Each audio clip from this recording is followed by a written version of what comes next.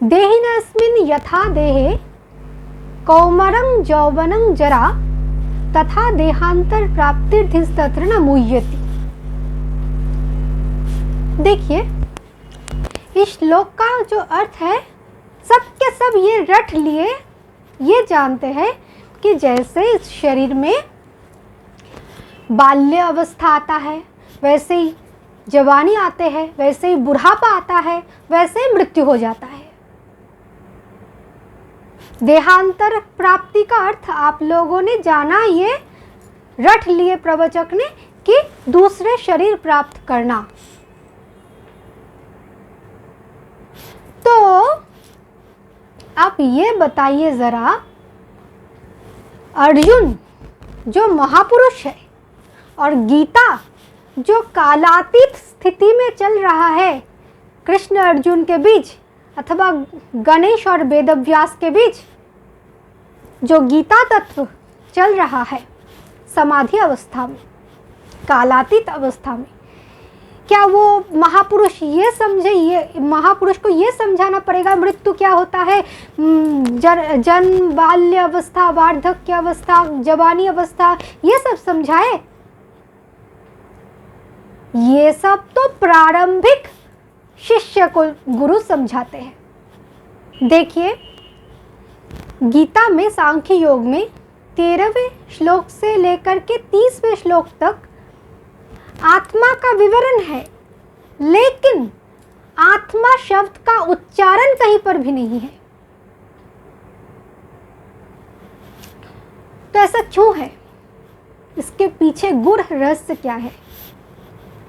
वाकई ये अर्थ है, ये तो अनुवाद आपने पढ़ा कि जैसे एक शरीर का बाल्य अवस्था होता है, वैसे ही यौवन आता है, वैसे ही वार्धक्य आता है, लेकिन इस श्लोक में कहीं पर मृत्यु शब्द भी नहीं है और बाल्य अवस्था शब्द भी नहीं है। 3 शब्द है मात्र, वह है कौमारं, यौवनं, जरा, उसके बाद है देहांतर प्राप्ति। तो ये कोई बाल्यावस्था, वार्धक्य अवस्था नहीं है। दिमाग से कुछ देर के लिए इसे निकालें और गूढ़ तत्व पर ध्यान दें। क्या है ये कौमार? क्या कहना चाहते हैं भगवान? क्या समझा रहे हैं अर्जुन को? अब ध्यान दें कौमार शब्द पर। कुमार,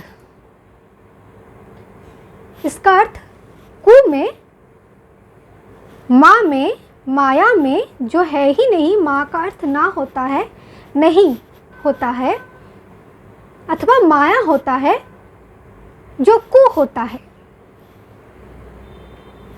तो उस कु रूपी माया में ना जाओ। र को, श्रेष्ठ तत्व को, श्रेष्ठ आत्म तत्व को कुरूपी माया की ओर ना ले जाओ। ये निर्देश देता है कौन? माधव ने। माधव कह रहा है कौमार, माधव, माधव, धाबित मत हो वहां। कहाँ? कुमा, जहां कुरूपी माया है वहां अपने श्रेष्ठतम तत्व जो आत्म तत्व है उसे लेकर मत जाओ। र, कौमार माधव का निर्देश है साधक के प्रति। तो पहला स्टेज ये होता है कि अपने श्रेष्ठता पर, यानी कि आत्म तत्व पर ही स्थित रहो, उनको ही अपना लक्ष्य समझो और जगत में, माया में ना जाओ। ये पहला स्थिति होनी चाहिए तुम्हारी, कौमार। फिर कहाँ कह रहे हैं यौवनं, कौमार यौवनं। ये यौवनं क्या होता है? हम तो जानते हैं यौवनं का अर्थ युवा अवस्था होता है। हो सकता है बाहरी अर्थ तो कुछ भी हो सकता है, लेकिन है जो नवम, उसमें स्थिर रहो। कौन? र अर्थात श्रेष्ठ आत्म तत्व। और वो आत्म तत्व क्या है? जो नवीन होता है, जो नवम। नवम शब्द अथवा नव शब्द का अर्थ होता है सदा एक रूप, सदा एक रस, परम तत्व, अविनाशी तत्व, जिसे कोई काट नहीं सकता उस एक तत्व को। वो नवम तत्व पर स्थिर हो जाओ, इसे कहा जाता है यौवनम। उस तत्व पर स्थिर होने के बाद क्या होगा? जरा, तुम जड़वत हो जाओगे। स्थूल अवस्था का, स्थूल शरीर का और कोई बोध नहीं रहेगा। तुम नवम तत्व पर, नव तत्व पर स्थिर रहोगे। आत्म तत्व पर जब स्थिर हो जाओगे तो स्थूल देह का आभास नहीं रहेगा, सहज समाधि अवस्था में व्यस्त रहोगे। तो ये इंस्ट्रक्शन कौन दे रहा है? वो नवनी चोर, नवीन तत्व ही जो नित्य चाहते हैं, नवीन तत्व में ही जो जीव को स्थिर रखना चाहता है, वो परम तत्व नवनी चोर, माखन चोर जो आप लोग कहते हैं, उसे नवनी चोर कहा जाता है। तो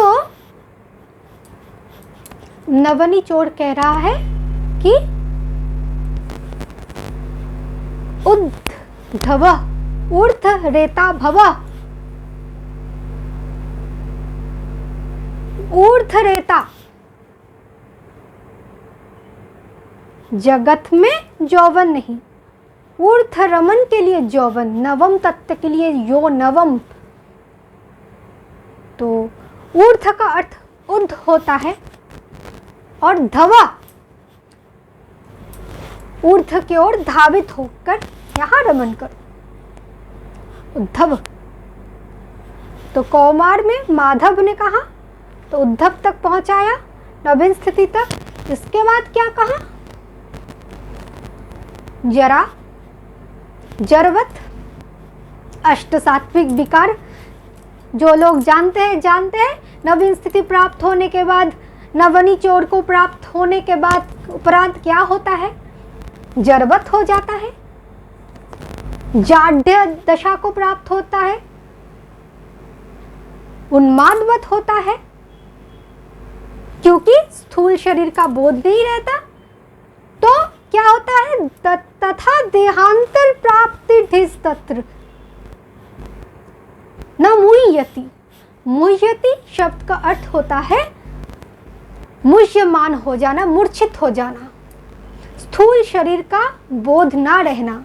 और देहांतर का अर्थ दूसरा शरीर नहीं, अपने स्थूल शरीर के भीतर जो सूक्ष्म राज्य है, सूक्ष्म शरीर है, उस शरीर में प्रवेश करना। तो जब कोई जागतिक लोग मरते हैं, वो भी उसका स्थूल शरीर जाता है और वो स्थूल शरीर को छोड़ के अपने उस स्थूल शरीर के अंदर जो सूक्ष्म शरीर है उसे पकड़ लेते हैं। वेदांत भी कह रहे हैं तदनंतर रंघति संपरिस्वक्त प्रश्न निरूपणाभ्यम।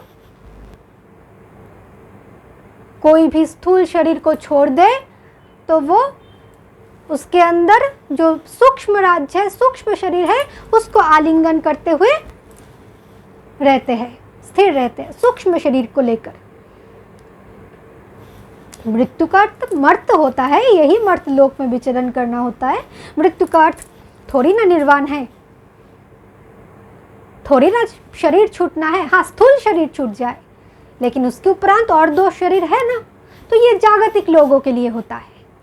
लेकिन यहाँ तो महापुरुष के लिए है ना, तो वो भला क्यों शरीर को छोड़े, वो तो जानते हैं उसके अंदर जो सूक्ष्म राज्य है, और सूक्ष्म राज्य में ही साधन भजन क्रिया होते हैं, और उस सूक्ष्म तत्व में ही प्रवेश करते हैं साधक उस स्थिति पर जाके जब जड़ रूपी कुठार से सारे जागतिक माइक विचार को, प्रवृत्ति को, प्रपंच को काटने के उपरांत आनंद तत्व में स्थिर हो जाता है जरा, तो उसे स्थूल शरीर का कोई बोध नहीं रहता। वो तब सूक्ष्म राज्य में अपने सूक्ष्म शरीर में विचरण करते हैं। और ये जो सप्तदश तत्व है जिसे जीव तत्व कहा जाता है, देखिए ध्यान दें, 16 कलायुक्त प्रकृति है जो 16 कलायुक्त एक स्थूल शरीर का निर्माण किया था। इसमें क्या क्या है? एक 10 इंद्रिय होता है, एक मन होता है, 5 महाभूत होता है और जीव होता है। स्वयं सप्तदशो स्नुते, शास्त्र कह रहे हैं वो जीव जो तत्व है वो सप्तदश तत्व है।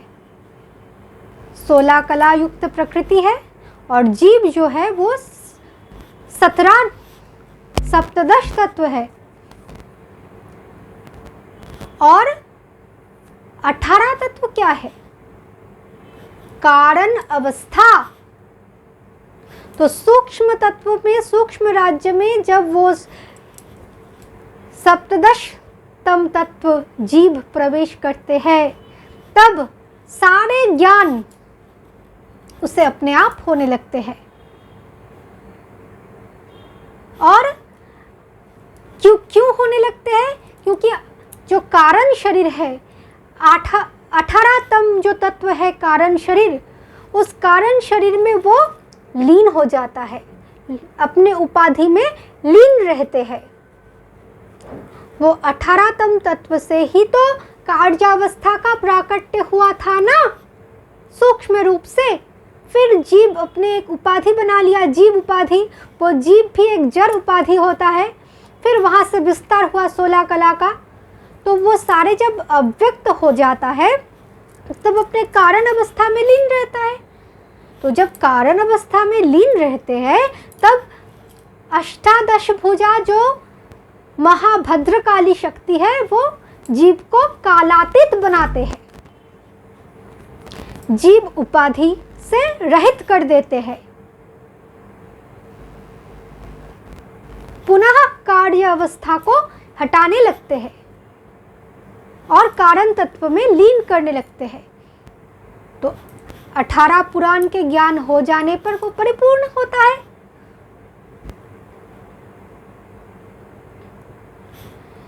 तो ये है देहांतर प्राप्ति का विश्लेषण, जहां जीव को बाहर स्थूल बुद्धि नहीं रहता,